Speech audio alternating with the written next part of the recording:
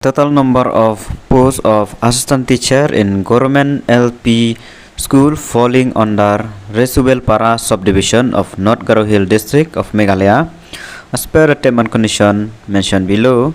So the name of the post is assistant teacher LP school. Total vacancy is 98.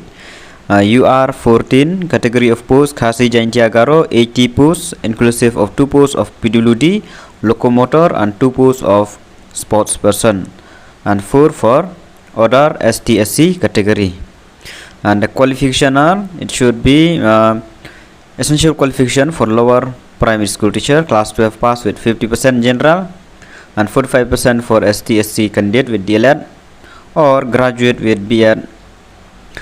Second, MTET pass certificate compulsory. Third, DLED pass certificate compulsory. 4 language proficiency will be required as per the medium of instruction of the school.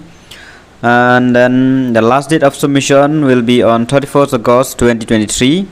Application should reach the office of the SDSEO Resubelpara on or before 31st August 2023. For those who want to apply for this post, assistant teacher LP school of Resubelpara, the last date will be on 31st August 2023.